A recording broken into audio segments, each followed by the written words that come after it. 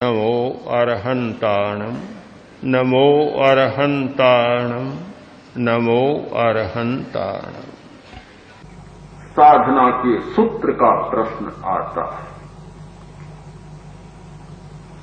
ये राग का प्रवाह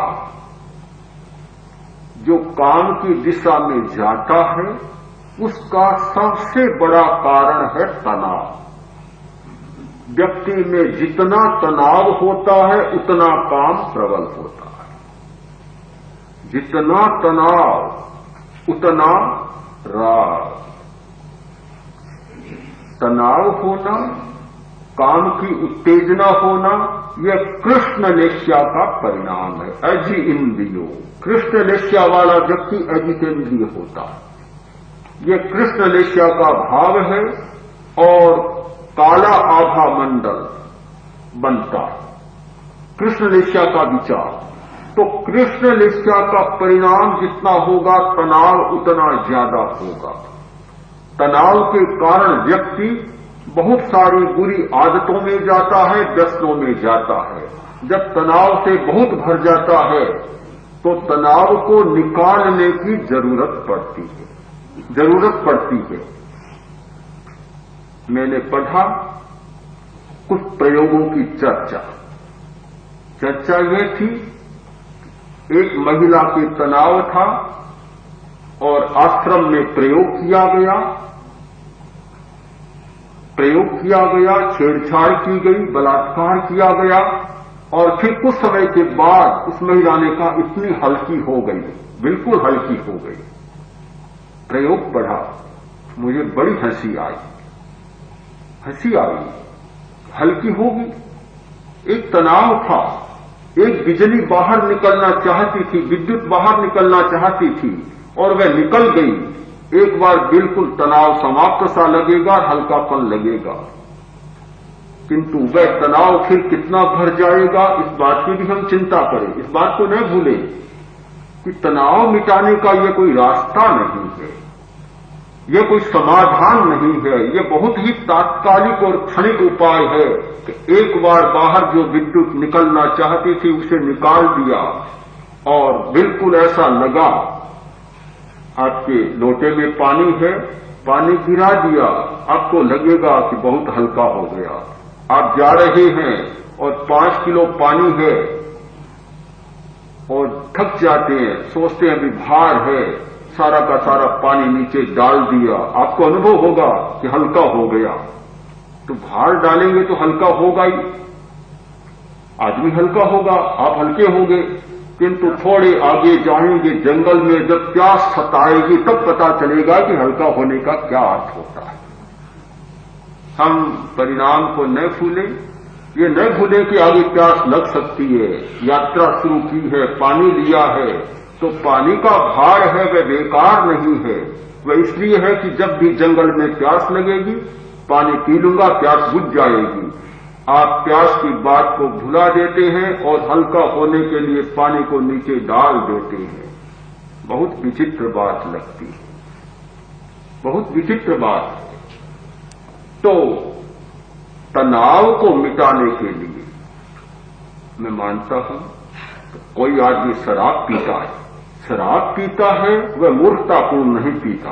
मैं जहां तक समझ पाया हूं, मैंने जहां तक इस पर जो देखा, अनुभव किया, सोचा, तो मुझे लगा कि शराब पीने वाला कोई मूर्ख नहीं, समझदार आदमी है, बहुत समझदार है। हाँ, सचमुच समझदार है, ऐसे नहीं, बहुत समझदार है।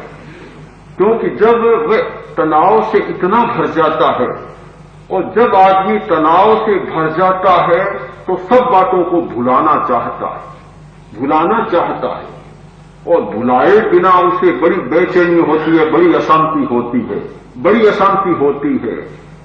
तब सोचता है कि कोई ऐसी वस्तु मिले जिससे मैं अपने आप को भुला सकूं। अपने आप को भुलाने के लिए आदमी ने मदिरा पीनी शुरू की है।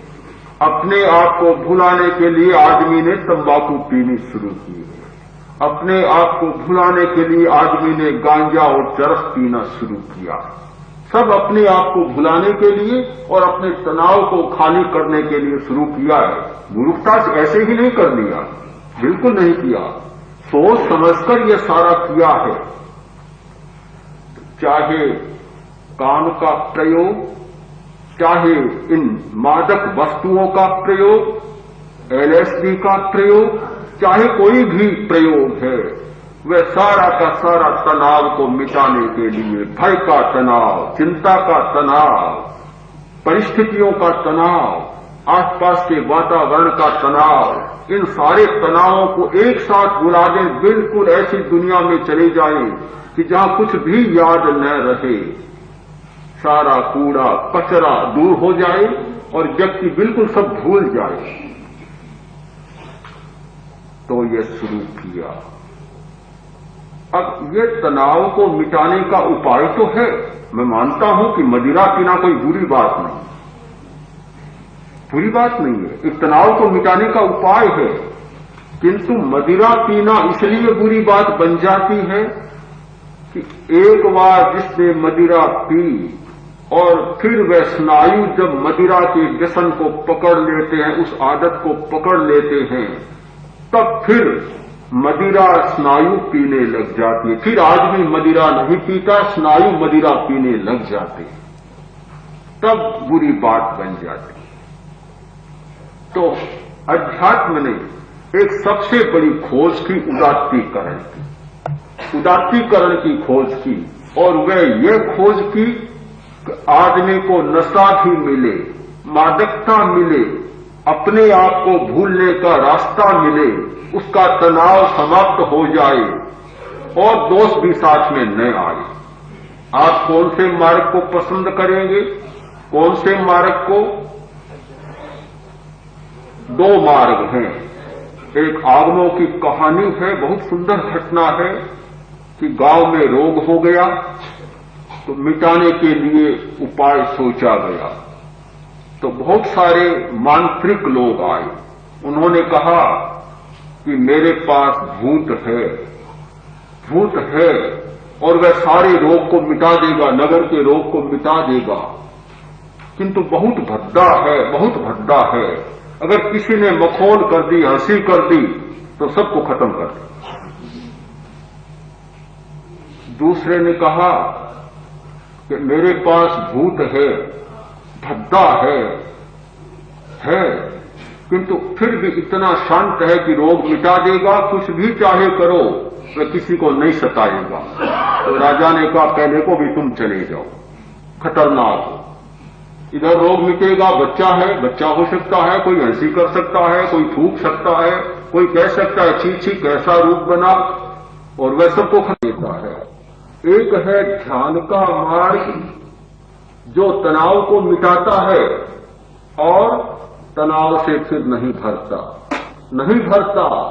ध्यान भी बहुत बड़ा नशा है, मैं मदिरा से बड़ा नशा मानता हूं। मदिरा से ज्यादा मादक है ध्यान, बड़ी मादकता पैदा करता, बड़ी खुमारी पैदा करता है, किंतु कोई बुरी प्रतिक्रिया नहीं होती, कोई बैड इफेक्ट नहीं होता, कोई बुरा परिणाम नहीं होता, बिल्कुल निर्दोष। तो अध्यात्म ने एक खोज की कि मनुष्य को अपने आप को भूलने की जरूरत को नहीं मिटाया जा सकता, तनाव को समाप्त करने की बात को नहीं छोड़ा जा सकता। यह नहीं कहा जा सकता कि भी तुम तनाव को मत छोड़ो।